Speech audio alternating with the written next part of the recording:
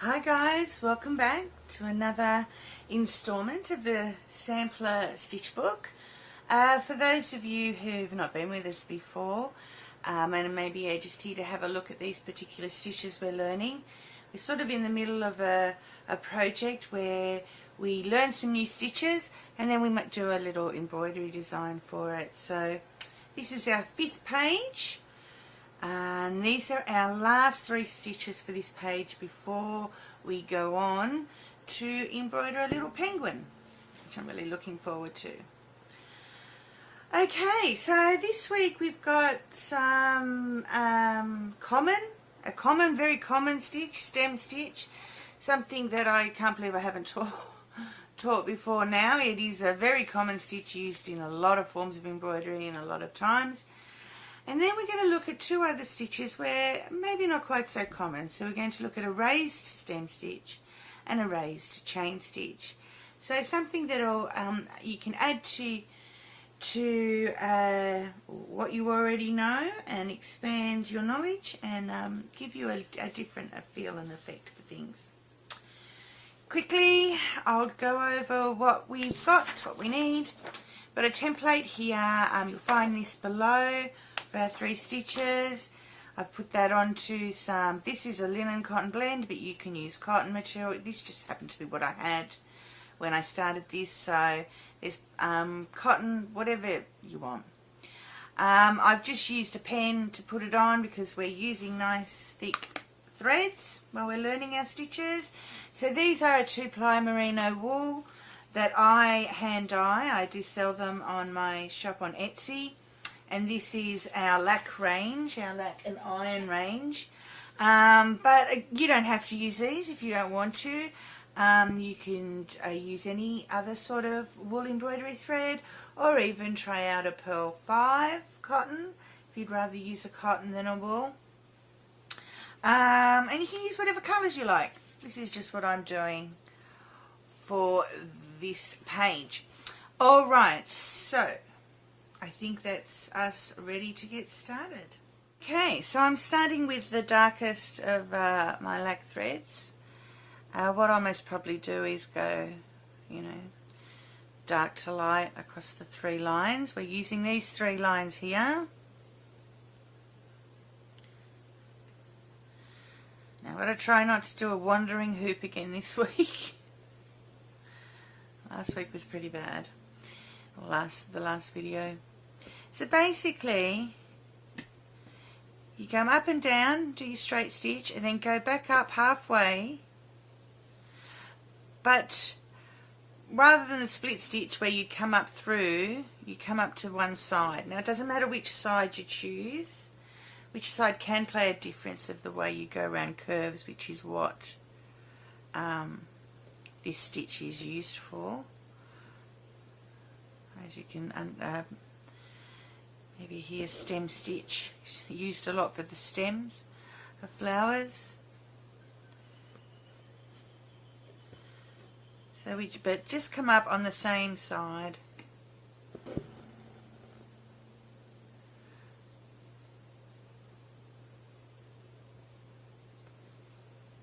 And again, it doesn't matter how long you do your stitches.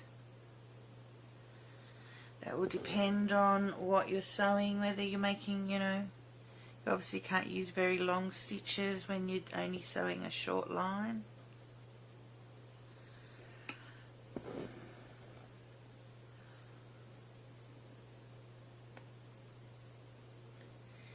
The thing is, these curves here are really quite large. They're not a tight curve, so the stem stitch should sit quite comfortably. Sometimes when you're doing a tight stitch, a tight curve, a very small circle in a thin cotton, you may want to just couch a stitch down if it's not quite sitting right. So this is the way we do the stitch. This is the rules, the way I'm doing it now, but you know me, it's not always about following rules. So if, for example, this was a big curve and the stitch was not sitting right, I could always couch it down by, get my fingers out of the way, into place by just putting a little stitch over the top. You won't need to do that here because I've deliberately done very slow curves, but I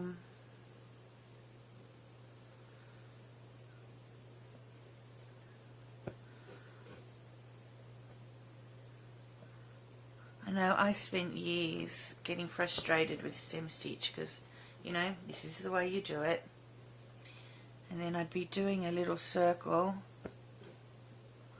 my stitches just wouldn't sit right. It would drive me nuts. What you got to do is just give yourself permission to do whatever you need to do.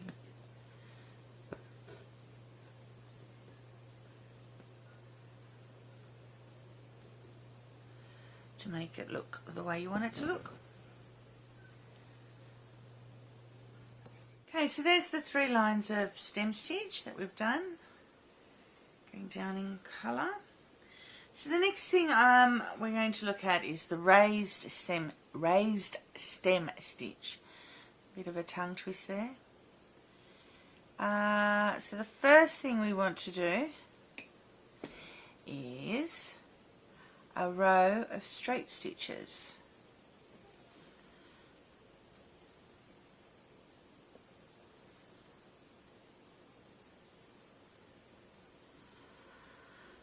So we're just going to go along and do horizontal straight stitches, lining them up as best we can and having them as evenly spaced as we can, hopefully.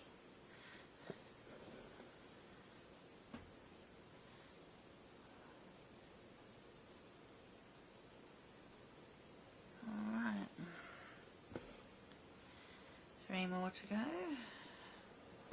So I'm going to do this first row all in one colour, and then on the second row we shall shade it, which is how this was traditionally used in crewel work. Okay, so we get to the bottom. We always start each row, each vertical row at the bottom. And now basically we're just going to go under there, you see that? Pull it through, and then we do the next one. Whoops. Next one. So going from above the bar to below.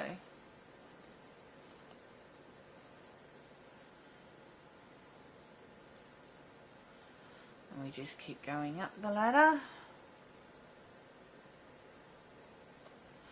until we get to the top. And then we're just going to go in at the top to finish it off. Okay, then we come back to the bottom. Should really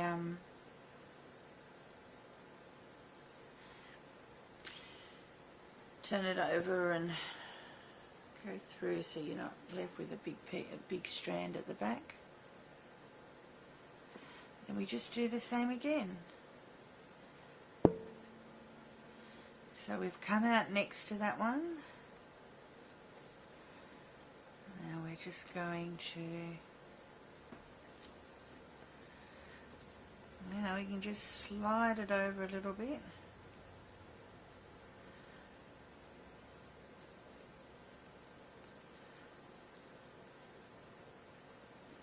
And down. You want to try and get them as close as possible. So again at the bottom, then we just sort of as you're going in, just now we can sort of start trying to squash them across.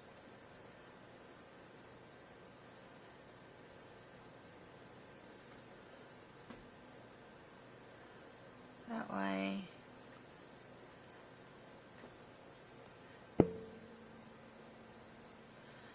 Completely covering. I might just untwirl that a bit.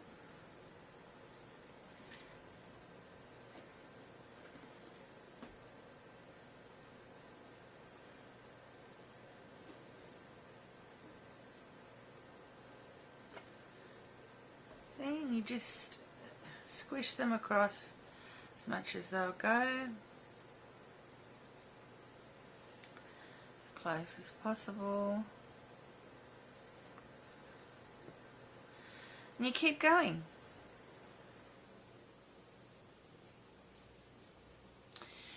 Keep doing that till you get to the end, and that's the raised stem stitch.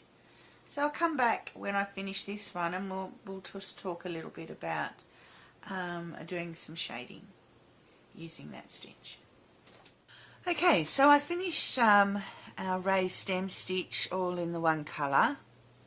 So I mean, basically I'm just doing the same thing again, but we're going to do a few lines shading down.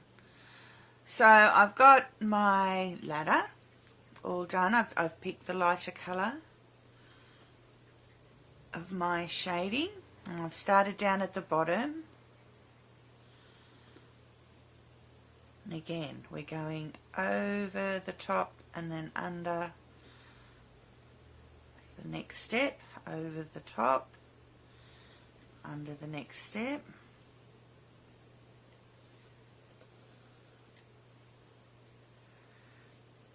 keep going.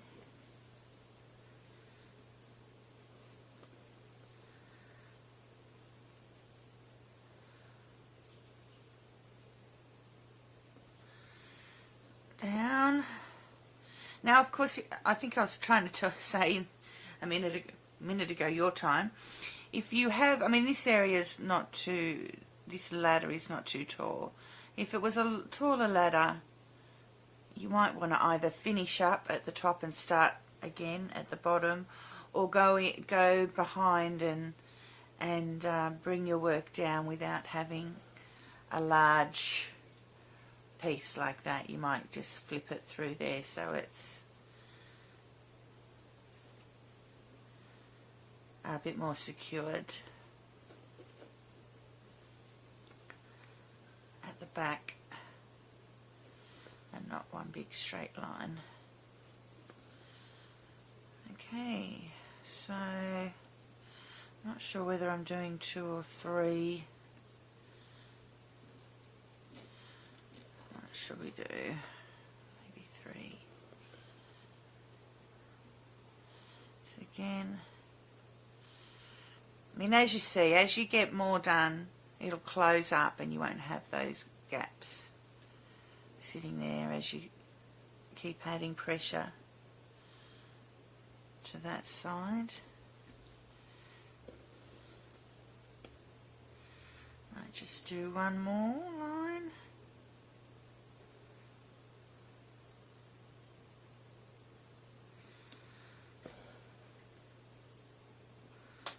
A little bit twisted.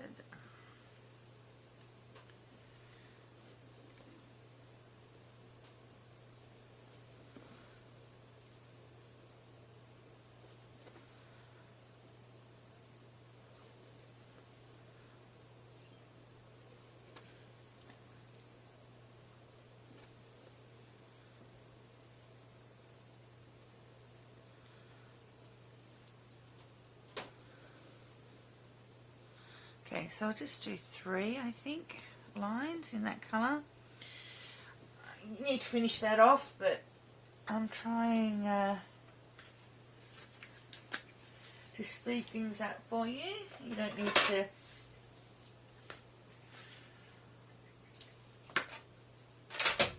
watch me finishing off a bit of thread at the back. Sorry, just threading my needle again. I'm putting a knot at the end. A little bit slow today, sorry, I've got a bit of a sore wrist. Alright, so next colour, we're starting at the bottom again, and then over and under, over and under.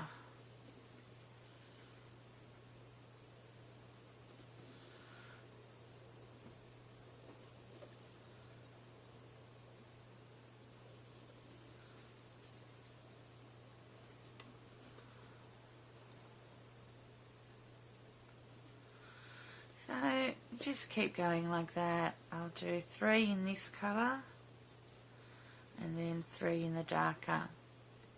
Hopefully I've got enough space there. So I think you get the drift, and that'll give us a nice sort of shaded line as we go across. I will come back when it's finished. You don't need to see me keep doing this. And then we get started on the next one. Okay, so we've finished our raised stem stitch there. I've done 3 lines of each colour. That last line might be a little tight for you to get in, but it's always good to try and get that little bit extra in, because it just helps to bring all our lines together and not have any spacing between them, and fill it in properly. Alright, so now we're going to look at our raised chain stitch. So again, I've done a ladder of straight stitches, I suppose you can call it. But this time, instead of coming up at the bottom, we're coming up at the top and in the centre. Now we go under and to the left, poking that way, bring it through. And then we go down on the right hand side of where you've started the stitch, and as you can see, you've got a loop here, so you want to make sure you come up through the loop so that your string, your thread, sorry, is around it. Tension's not the best there because I didn't finish and start a thread off. So let's try that again. You go down to the next one, under, to the left, through, and then we go to the right of that line, come down, and make sure we're coming up through the loop. And you end up with a little chain stitch.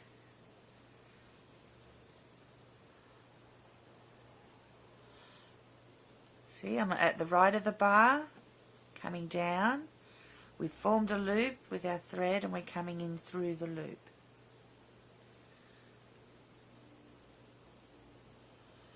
What I might do is this, I have done this in, whoops, see, look, too busy talking, going the wrong way. Up and to the left.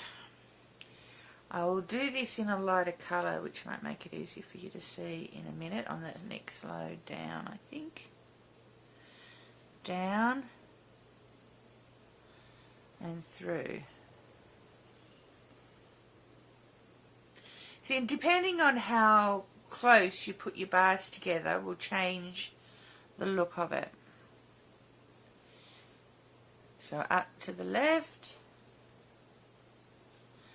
down to the right, on the right, and then through the loop.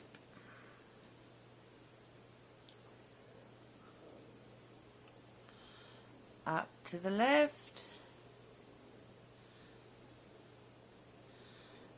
down on the right, and through the loop. Up to the left, down on the right, and through the loop. Right, so what I might do for the next one, I actually might, I'll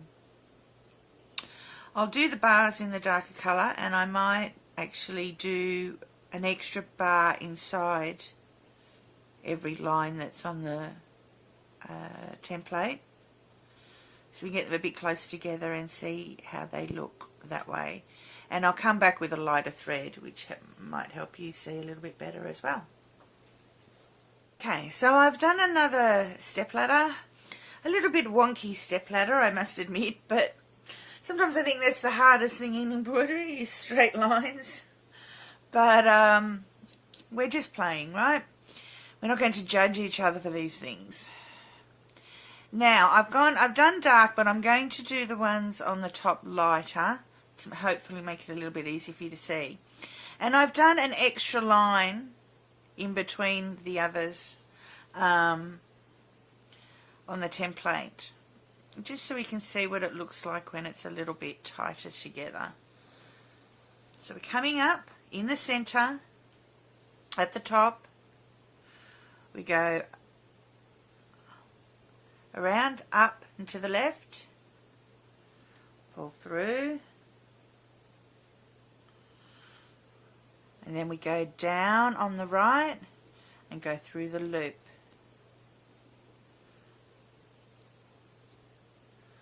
Give it a nice pull.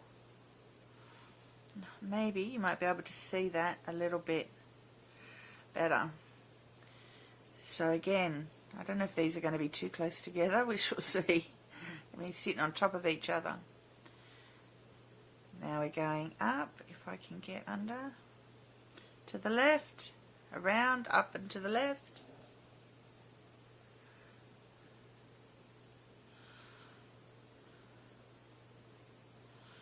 And then we're going to come down on the right and go through the loop that we've formed with our thread and pull. And we end up with a little half chain stitch. So we keep doing that on the way down.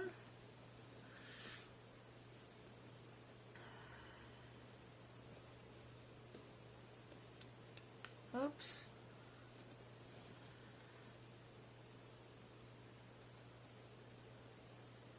There we go. Might be a little bit easy for you to see than the darker colour.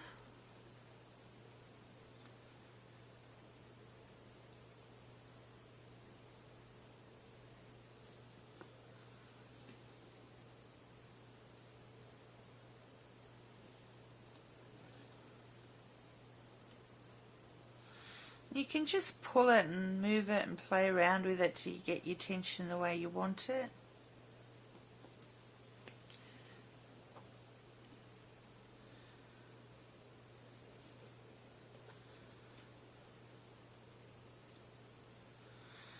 As you can see, when we put them closer together, it gives a different effect than when we had them further apart.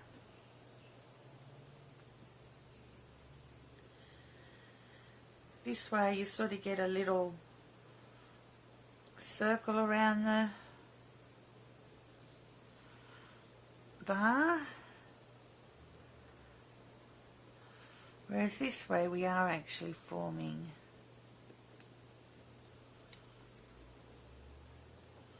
a full line. It's actually quite pretty, I think.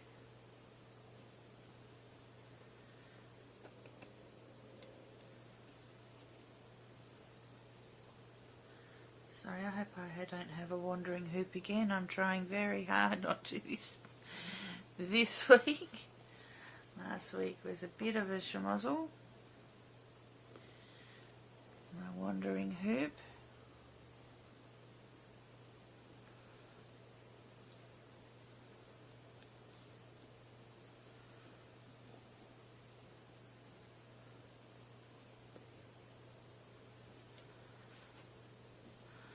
Sorry, I think we're about to hear a bang. No, my door, wind's just blowing my door shut, but not quite.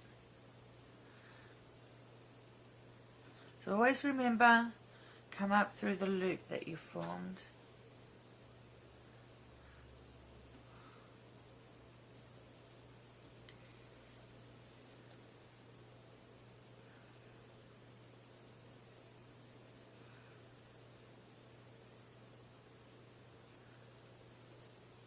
there we go.